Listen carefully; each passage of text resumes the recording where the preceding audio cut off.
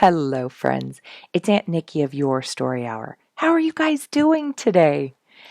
I bet you're looking forward to hearing the last two chapters in The Mallards and Their Neighbors by Neil Wayne Northey.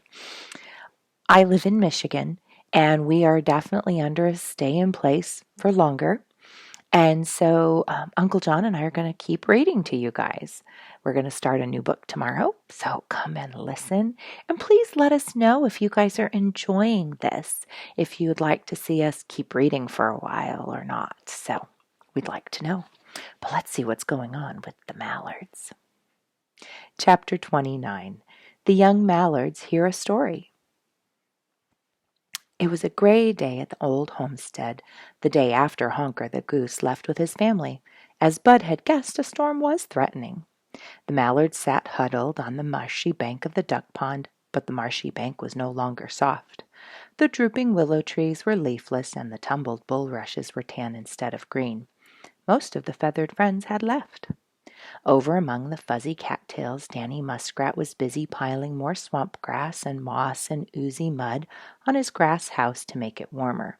Of course, the mud soon froze, but Danny didn't mind that. There was a ring of ice around his grassy house, and it would not be long until the duck pond would all be frozen over. Each night the playful air whiffs had grown colder, and each morning the ice along the marshy bank of the duck pond had grown thicker. Danny had expected that when he built his grassy house. He had made his doorway so deep under water that it never froze. Danny could always leave his grassy house through his underwater doorway, and after the duck pond was frozen over, he could stay under the ice. As the nights grew colder, Danny Muskrat stayed more and more under the water. Instead of crawling out on the bank to eat his juicy water bulbs and sweet cattail stalks, he sat in the water or carried them inside his grassy house to eat them. That was because every time he left the water, Jack Frost began to make sharp little icicles on his fur. It was queer how Danny could play under the water after the duck pond froze over. First, Danny would take a deep breath of air before he left his grassy house. Danny could hold his breath a long, long time. After he had swum as long as he could hold his breath, he would come up under the ice. If he did not find an air pocket, he would let out his breath against the air like a big bubble. Soon the air would be fresh, and Danny would take it into his lungs again and go on. We have a picture. And the picture says, "The sunny Southland is sometimes called the land of sunshine," said Mrs. Mallard. "It has many swampy lakes and boggy rivers in which to play." Down a long little river where the water was moving, it did not freeze so easily. Sometimes the Mallards went there for a swim and a game of tip-up in the quiet pools where water was not so swift. But the next day, after Honker the Goose and his family left, the Mallards were sitting on the marshy bank of the duck pond while gray cloud ships scurried past overhead. They had gone to the rustling cornfield for breakfast, and there was nothing else to do but to sit. At last Mr. Mallard began to tell the young Mallards a story. It was about the time when he was as young and inexperienced as they were. "One day when I was young," he said, "my father called all his family together and said it was time to start for the sunny Southland. Of course, we did not know anything about the sunny Southland, and we did not know anything about playing sail so far. Father told us if we would always stay near him and do as he told us, we would never get into trouble. But one day we met some other young ducks who were going to the sunny Southland. We thought it would be fun to fly with them, so we left our parents a little and flew with the other young ducks a while. The next day we left our parents a little farther, and the first time we knew, we were so far away we could not find them. When we arrived in the sunny Southland, there were but 3 of us left, for without our father to guide us, we had fallen into many traps that Terror the Hunter had set for us. That is what happens to all ducklets who think they know better than their parents. You must remember to stay with me."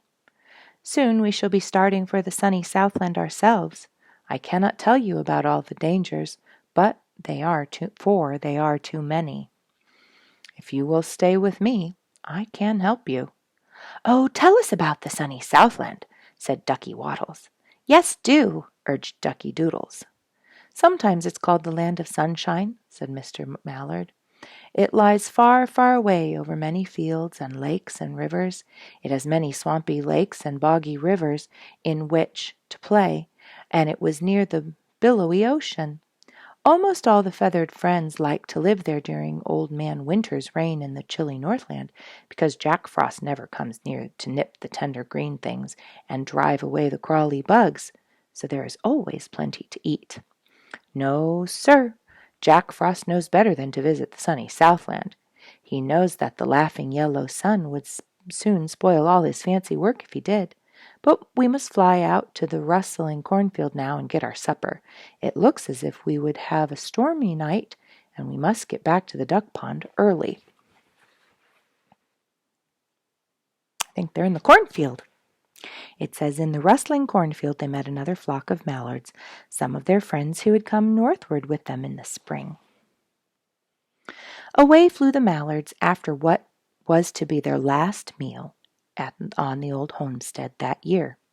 In the rustling cornfield they met another flock of mallards. It was some of their friends who had come northward with them in the spring when Mr. Mallard had been wounded. Their friends had their own families with them, and soon they were all having a fine time together. "You must stay with us on the duck pond tonight," said Mrs. Mallard to their friends when they had finished their supper. So they all left the rustling cornfield together. Chapter 30. Goodbye, Old Homestead. When the Mallards returned to the duck pond, it was snowing furiously. The merry little snowflakes were dancing down and whirling in all directions. Already a soft white blanket covered everything. At last the storm had been threatening all day had arrived. In came the Mallards from the rustling cornfield and landed plump in the middle of the duck pond. "I think we shall stay right here tonight," said Mr. Mallard. "We can draw our feet into our feathers, tuck our bills under our wings, and go right to sleep after we have had a drink. Then we do not need to fear Reddy Fox or Snoop the Weasel or Trailer the Mink. It will be much nicer than sitting in the snow all night on the marshy bank." But the young Mallards were not ready to go to sleep. They quacked and splashed and had a fine time. It was only the second snow they had ever seen, and they thought it was jolly fun. "Listen to those mallards tonight," said Bud to Mary. "They must be getting ready to leave." "Oh, isn't this fun?" said Mary. "Tomorrow after school we can go sledding on the long hill, and it will not be long until we can go skating on the duck pond." That was a busy night for the furry friends on the old homestead. Reddy Fox was out looking for Molly Cottontail, but Molly was safe at home in her friendly burrow in the little jungle thicket at the foot of the high cliff. Ranger the Coyote was hunting for Jack the Jumper, but Jack had made a cozy form in the rustling cornfield. Snoop the Weasel was nosing around the chicken house in his new white winter coat, but Bud had been careful to see that he could not get in. Trailer the Mink and Luther the Otter were both exploring along Little River. Billy Coon was sound asleep in his hollow den tree, and Johnny Chuck was also asleep in his hidden den under a big rock on the side of High Cliff, not far from where Molly and Peter played. Excuse me. Digger the Badger was already sleepyhead, and so was Tawny Chipmunk.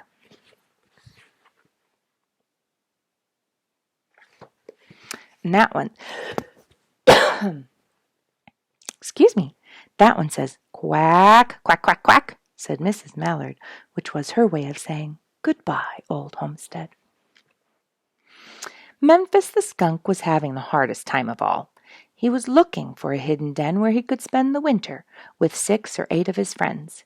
You see, Memphis liked to sleep with several in the same bed so he could keep warm. He hoped to find a hidden den in which some of his friends had already made a grassy bed and were snoozing. Then he could crawl right in and not have to make a bed himself. Of course, Memphis did not sleep all winter like Tawny Chipmunk. On nice warm nights, Memphis liked to take a short stroll to see if he could find Tiny the meadow mouse in the rustling corn shocks. Then there was Worker the gray squirrel and his thieving cousin, Chatterer the red squirrel. They did not care how much it snowed, for they were wisely provided a supply of cones and nuts and tempting tendrils in their secret storehouses. Virginia Opossum did not worry about cold weather in her warm, hollow log. She could sleep until warm days came again. Hunting Cat lay sleeping on the broad hearth in the grand old house, dreaming about catching Whiskers the mouse. Nero the Hound was enjoying a warm bed in his new house that Bud had finished that day. "Let's pop some corn and get some apples and play it is Christmas," said Mary as Bud threw down an armful of wood by the glowing fireplace. "All right," agreed Bud. "Then we will ask Dad and Mother each to tell us a story."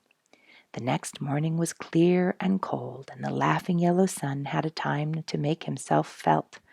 The ice had crept inward towards the Mallards until only a small space remained wide open where they had stirred up the water during the night. The rustling cornfield and the yellow stubble field were covered deeply with a white, soft blanket, and it would have been hard matter to find any tempting kernels. Up at the grand old house, Bud was scooping many pathways through the deep snow. "I must take some grain out to Bobby White and the other feathered friends," he said to Mary, "for they cannot find any today. And I will take some alfalfa over to the little jungle thicket for Molly and Peter.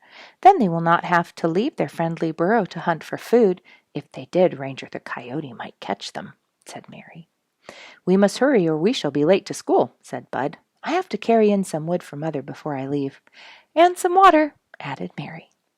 High overhead, the Mallards could see flock after flock of feathered friends hurrying southward, honking and quacking in the crisp morning air. "It is time for us to start for the Sunny Southland," said Mr. Mallard, and he flapped his wings a few times to limber them up after sitting on the duck pond all night. Of course, the young Mallards were anxious to see their winter home in the land of sunshine, even though they loved the old homestead.